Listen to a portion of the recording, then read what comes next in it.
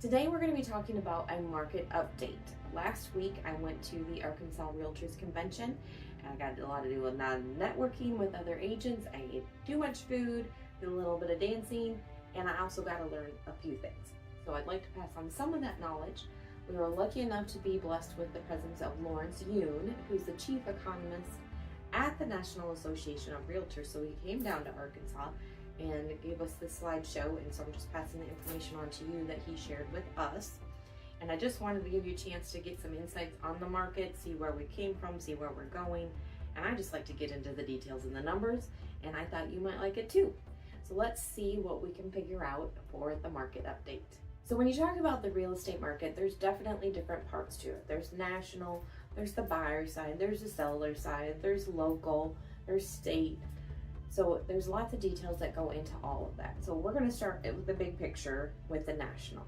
So you may have known, if you're watching the real estate market or if you're dealing with stocks or anything like that, you may have known that the Federal Reserve, the Fed funds rate, did get lowered in September.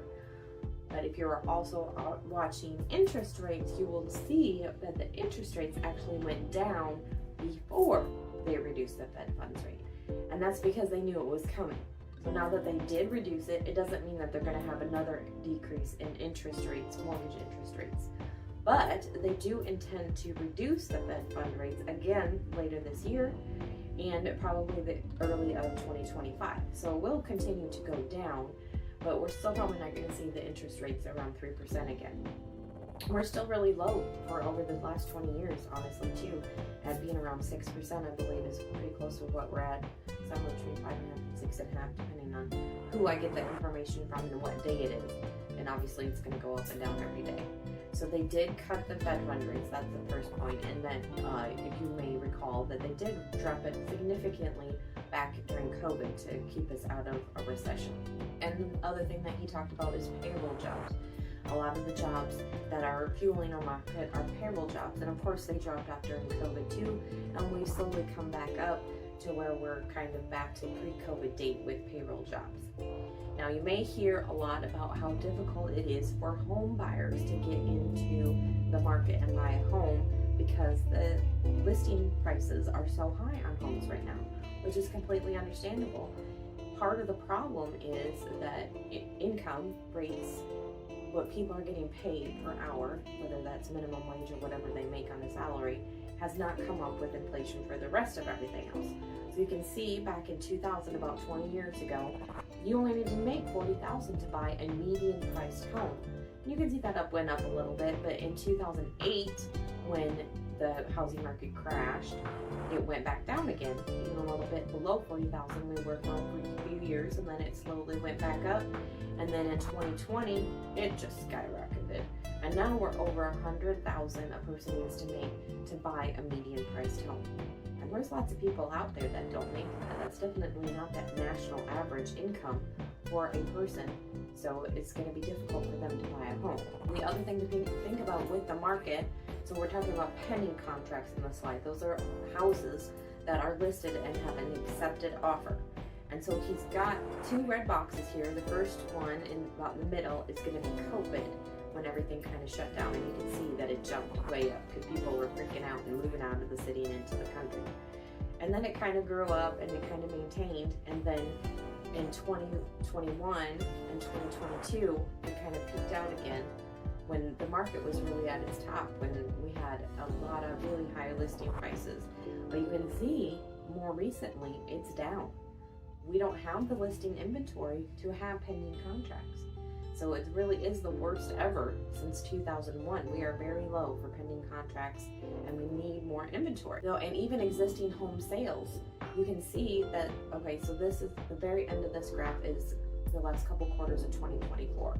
So where it gets a little bit thicker is 2023. So you can see that we're still down from last year, that 2023 was a better year than 2024. Part of the reason that selling and buying homes is difficult right now is because we don't have enough new homes. There's not been enough building for years. We're finally starting to get where we're building new homes and we have the new home inventory. However, they are in several steps. There's just getting started, in process, not completed, and completed. So they are coming up, but with labor and materials and all that kind of stuff, it makes it harder to get to the end of the new home inventory.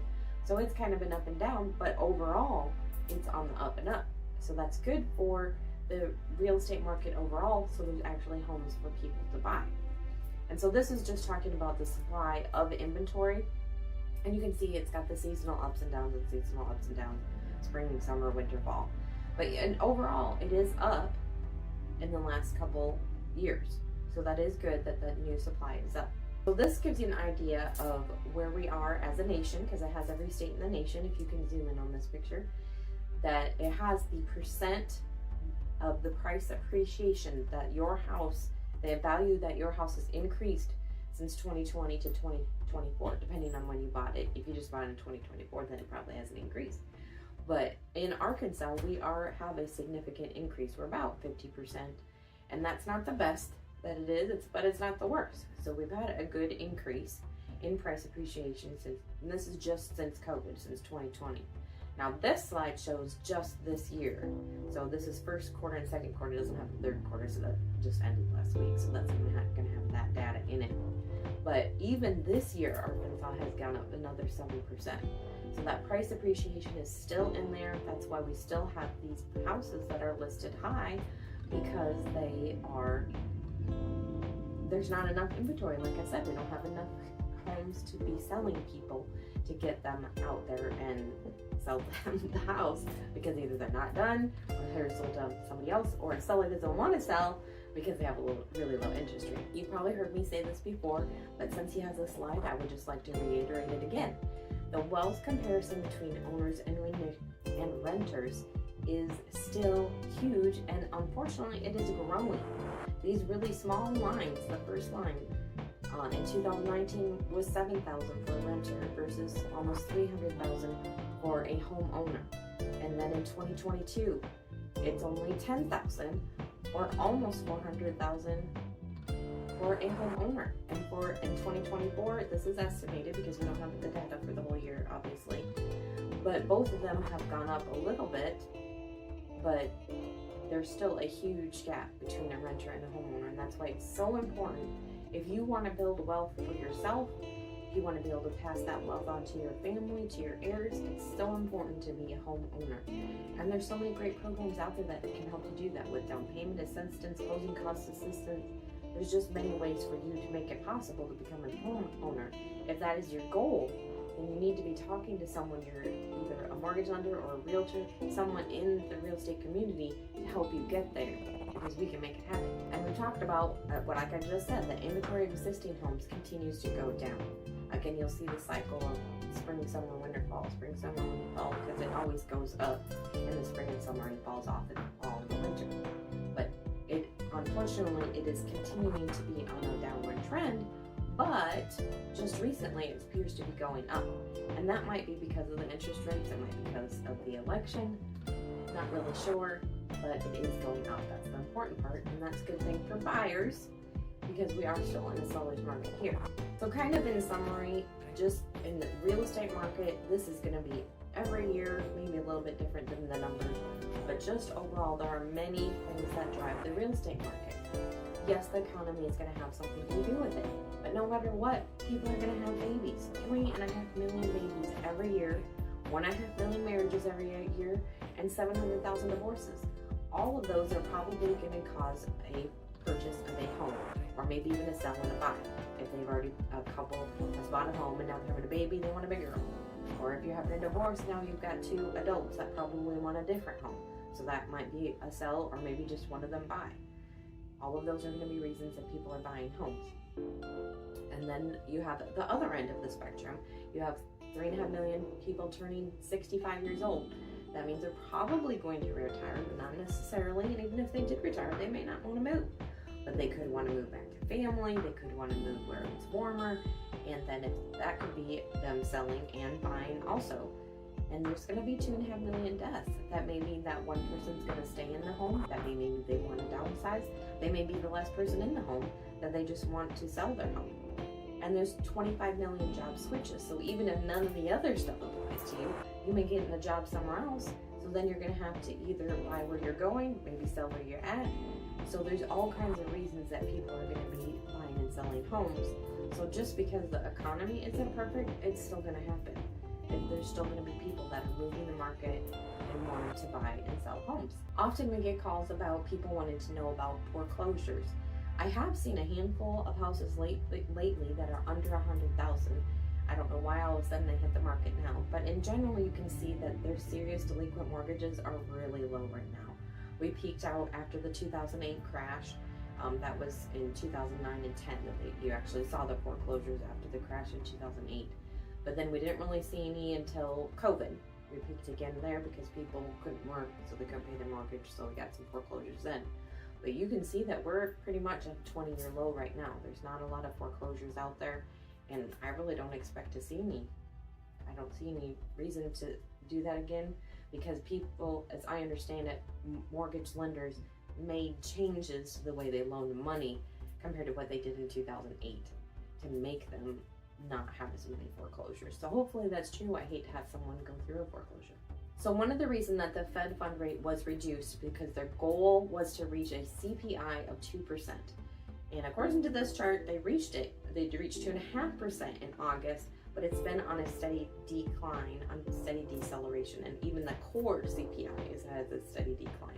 So they're expecting it to continue down, and that's why they're suggesting that they're going to do more rate increases this year and early next year. Now, if you're an investor or landlord, you might want to know that upcoming rent growth should be calmer. They're not expecting rent prices to go up. I've seen recent data, other data that has said it's going to pretty much maintain, and that consumer inflation, where you're seeing that at the grocery store, should be calmer too. I'm not saying those prices are going to come down, but we shouldn't see as much increases. And as I mentioned already, the Fed is plans to continue to cut interest rates, maybe up to 6 to 8 rounds. I've heard maybe 3 more. It's going to depend on some other things, and if that continues to go down like they want it to, but it's going to be limited on that budget deficit that the nation has. So when I'm talking about the deficit, what I'm talking about, this red line, is what our nation is spending.